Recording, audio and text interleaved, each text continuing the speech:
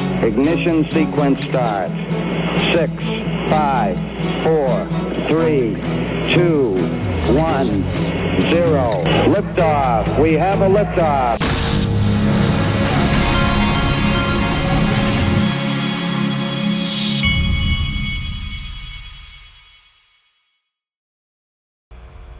Hey everybody, this is the Digital Asset Investor, and I'm going to start out this show by giving. Last night I was watching Elon Musk, or listening to Elon Musk, and you know who were probably starting to be censored to even mention his name.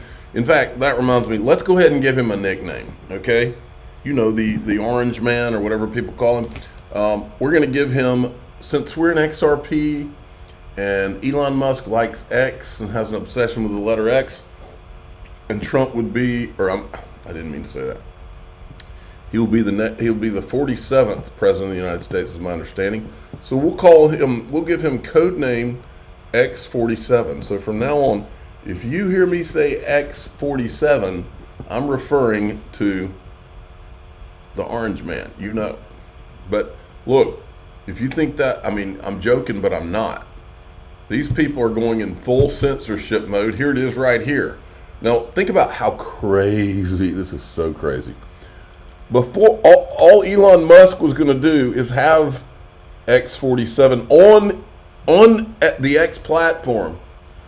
And the European Commission sends this out warning him that you better censor him appropriately. Now, this is sick, folks. This is communism right here, folks. And it is that close to our shores. They're trying to put people in jail for retweeting things over there. This is communism. And that is what's coming here, because the second they went live with this Spaces, they started getting the, what do you call them, the DDoS attacks from, there were hackers that were trying to take down this thing.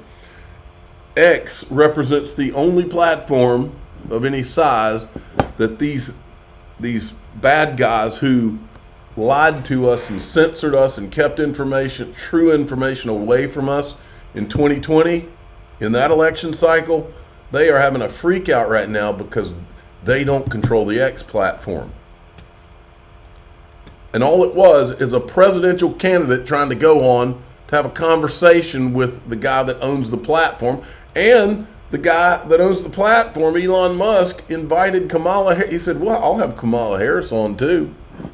It's not like they're not letting her. See, that's what the other side does, is they keep the other guy away.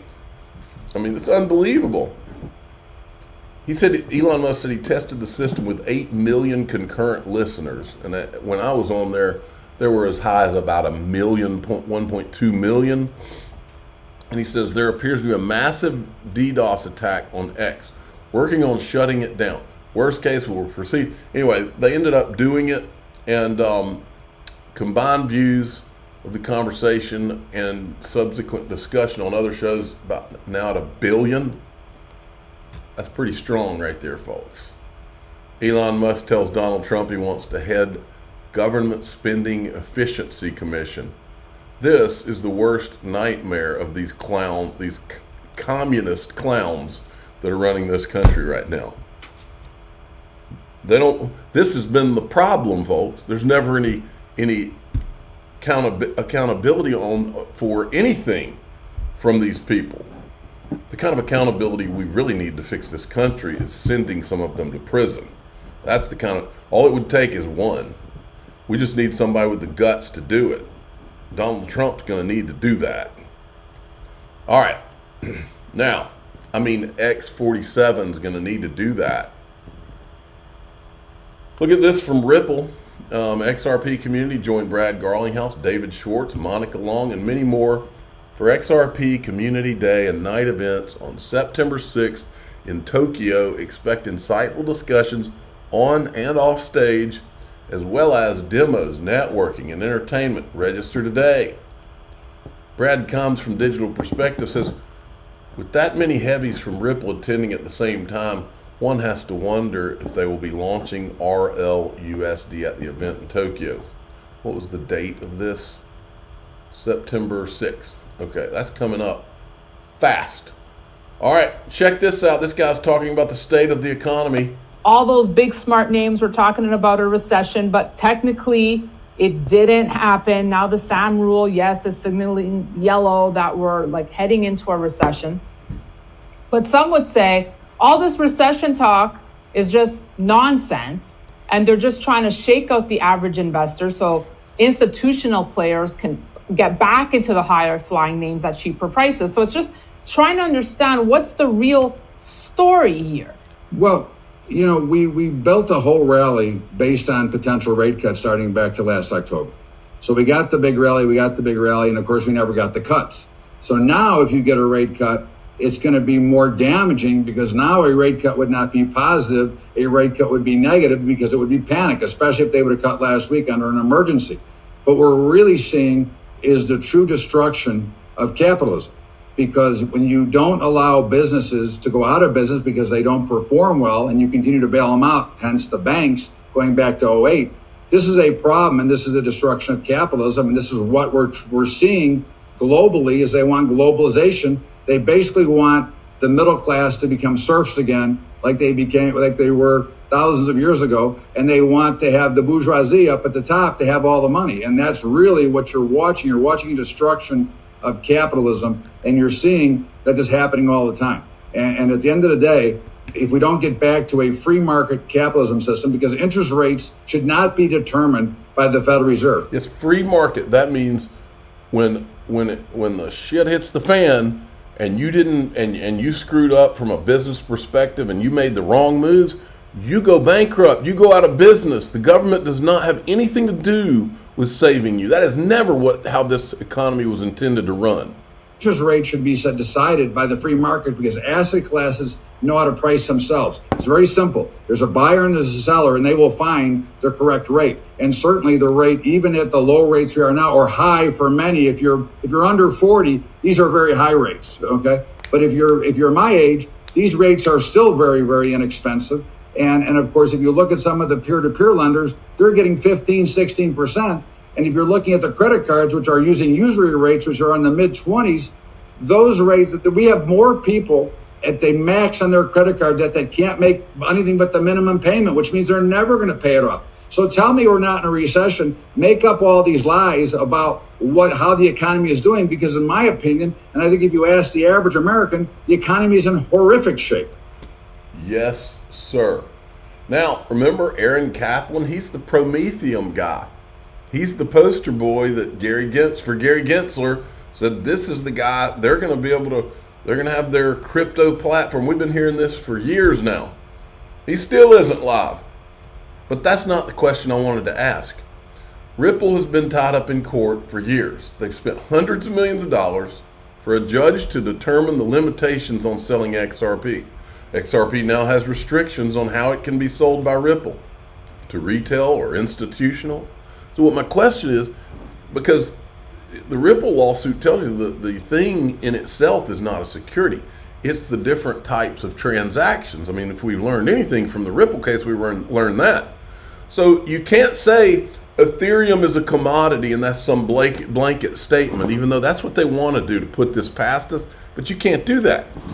Certain Ethereum transactions are securities. And my question is, why is nobody going back and looking at their transactions and saying, oh, you owe us $125 million for that transaction. You're not allowed to do this transaction. You're not allowed. You can sell to the exchange. How come nobody's doing that same analysis with Ethereum? And I think that the reason they're not doing it is one word: corruption, that involves the government too. And I think that they can't do it. And I think that ETHgate busted them wide ass open. And that's the reason they can't do it, is that there's too many details of what they tried to pull off. But this needs to be held over. There's a reason that these tweets about asking this question get a lot of retweets and all, because this is a huge elephant in the room. And how can you have an industry or any kind of industry or an economy where the rules apply to this company, but they're completely unapplied to the company that's a competitor? You can't have that in a capitalist society. those Ethereum guys should be in a shoot. I think that when it's said and done, if they went through what Ripple went through, you'd have some of them in jail, because in the case of Ripple, there was no fraud. But I think it's pretty clear there was a lot going on in the from the Ethereum ICO on. There was a lot going on, disguising whales, which can easily lead to money laundering. Know what I mean? All right, here's another great clip from the Black Swan Capitalist. They just passed a law in Russia that crypto can be used for trade payment settlement in Russian trade. That's anti-dollar. That means, hey, Bulgaria, Poland, and maybe even France, you want to break the sanctions? You're going to have to pay us with a crypto device. And, you don't want to use a dollar because you get bombed by the Americans? Okay, fine. Use XRP. And, some people need to understand some details that are very significant. It's got what they call on-demand liquidity. So if suddenly XRP has oh my gosh, we're not ready for that, it's too big. Oh, no. It's XRP, on-demand liquidity. It gets created. XRP is like virtual crypto. It can be what you need. And it's like digital gold as well. I think it's going to be gold backed. I don't know about that. All right, look at this. All we've heard is talk so far out of Kamala about.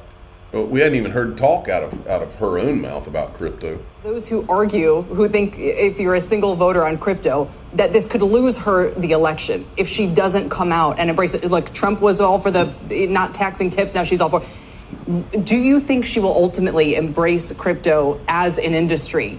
I predict her verbiage will. And I do think that part of the reason why is you see Trump's speech at the Bitcoin conference. It's just a matter of competing for votes that she's going to adopt a thoughtful position. Now, speaking as an American, not from a partisan perspective, I think that's a good thing. I think we should want great debate in the marketplace of ideas. Even if she offers a thoughtful digital assets framework or policy, even if I don't agree with all of it, I think that'll be a good thing for the country. But what I challenge Kamala Harris to do is not just cite the pieties and the words. Go into detail. Say what you actually believe about self-custody of assets. Say what you actually believe about whether you think Gary Gensler should continue as the leader of the SEC. So I think those specifics are going to matter a lot, Kelly. For sure, but is what you're saying is just a general position of openness is probably all the industry really is looking for. This idea that it's not a partisan issue, that Republicans are for it and Democrats are against it. It should not be a partisan issue. Now, what I think you are seeing is this tendency to really embrace whatever wins her the most votes. But when you're looking at your question, Andrew, of how do you assess the seriousness of that, the metric to use is how specific she actually gets on. Her actions is the only way to measure it. Look at this. Celsius is suing Tether. Bankrupt crypto lender Celsius is suing Tether in the hopes of clawing back tens of thousands of Bitcoin, now worth billions of dollars at today's price. Celsius said it filed a lawsuit to, quote, avoid and recover preferential and fraudulent transfers of 39,542 Bitcoin to Tether. Celsius claims Tether sought to improve its position at a time when debtors were, quote, tumbling towards bankruptcy and the price of Bitcoin was collapsing violently. As a result, Celsius claims Tether insulated itself from the impact of the crypto lender's bankruptcy through several more requests for collateral. Now, as part of this lawsuit, Celsius is asking the court to order the return of tens of thousands of Bitcoin, claiming it was preferentially transferred, and award them no less than $100 million in damages for Tether's alleged breaches of contract. This morning, Tether responded to the suit in a blog post, saying it would defend itself against a, quote, shakedown by Celsius. Tether argues the lawsuit tries to improperly impose the costs of Celsius mismanagement and failure on Tether. Okie dokie. Now, this is an important tweet, in my opinion. This is from Ashley Prosper, who is often over the target. These are quotes, for years. I and many other people on social media have been accused. Oh, that's hype, and you can't say that. That's way too bold to say something like that. And they've tried to get their crypto Gestapo and tell us what we can and can't say. When the truth of the matter is, all of these thoughts originally came from. I didn't just come up one day and say, oh, well, I think XRP is going to be a global reserve digital asset. I didn't just pull that out of the sky. These are things that for the first time in my life I was hearing leaders of a company say, which drew my attention. Not just anybody comes out and says, oh yeah, we have a simple goal of having a global digital reserve currency. That's not something that's said every day. And every day you don't hear someone say, well, we're going to either put a dent in the universe or we're going to go away. We're not an ordinary company. These aren't things that are said. I mean, I've been around for a while. These aren't things that people in startup companies say, unless they're no ordinary company. That's the reason I'm here. That's the reason it's BS that all this is hype. We heard it from somewhere. We didn't just show up and imagine all these things. Brad Garling, these are just a few quotes. Brad Garlinghouse, XRP is a bridge currency. We believe it has potential to reduce liquidity costs, enable faster, lower cost cross-border payments. Christine Lagarde, who was with the IMF, now with the European Central Bank. Ripple's doing a lot of work in facilitating exchanges, making sure there's no need for a central counterparty, but that we know exactly who is doing what and who is exchanging what. JP Morgan, if Ripple wins SEC lawsuit, XRP is poised for significant adoption. Bank of America, Ripple's technology is attractive for its ability to settle cross-border transactions almost instantly. David Schwartz, XRP was designed to be a better Bitcoin. World Economic Forum, Ripple's XRP is one of the most scalable and efficient digital assets available for cross-border payments. Jesse Lund from IBM, Ripple's approach with XRP is interesting as it provides a digital asset that can settle in real time across multiple networks. SBI, XRP has the potential to become a global standard in digital currencies for cross-border transactions. Christine Lagarde, Ripple has addressed many of the issues associated with cross-border payments, particularly around speed, transparency, and cost efficiency. Do we need to say any more, folks? Google Ventures, Ripple's vision of instant, secure, and low-cost global payments aligns with the future of financial services. XRP's utility as a bridge currency is an integral part of that vision. Folks, come on. All right. Now, I've told you about smoking guns. At this point, folks, we have a smoking arsenal, okay?